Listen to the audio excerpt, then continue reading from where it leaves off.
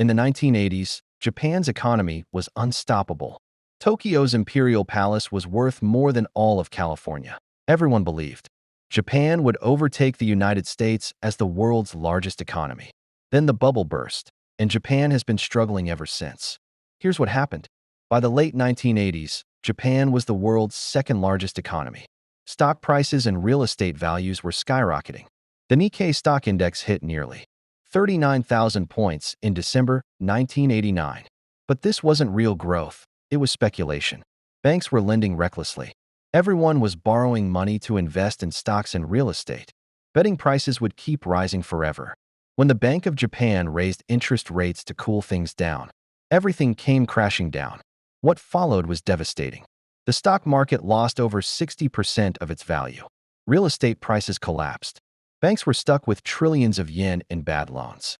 Instead of quickly cleaning up the mess, Japan let zombie banks, institutions barely alive but unable to lend, drag on for years. This kicked off the lost decades, over 30 years of economic stagnation. From 1991 to 2003, Japan's economy grew at just 1% per year, while other developed nations surged ahead. The country even experienced deflation, prices falling year after year, creating a vicious cycle where consumers delayed purchases and businesses cut investment. But here's what made Japan's situation unique: demographics. While Japan was dealing with the bubble aftermath, its population started aging rapidly. In 1990, only 12% of Japanese were over 65. Today, it's nearly 30%, and the working-age population has been shrinking since the mid-1990s. You can't solve aging with monetary policy. Fewer workers means slower growth, higher healthcare costs, and less consumer spending. This demographic time bomb made recovery nearly impossible. So where does Japan stand in 2026? The economy is still struggling. Growth forecasts are around 0.6% for 2026. Here's the shocking part. Japan's nominal GDP today, about $4.30 trillion, is actually smaller than it was 30 years ago in 1995, when it was $5.5 trillion.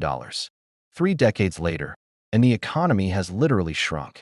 Japan faces new challenges too: U.S. tariffs hitting exporters, competition from China, and rising inflation without wage growth. Japan's lost decades teach us crucial lessons. Asset bubbles can cause decades of damage. Banking crises must be addressed quickly, not swept under the rug. And demographics matter more than most people realize. Japan dominated the 1980s but couldn't adapt when reality hit. It's a reminder that past success doesn't guarantee future growth. If you found this valuable, hit subscribe for more economics and geopolitics content. What do you think? Can Japan turn things around? Let me know in the comments.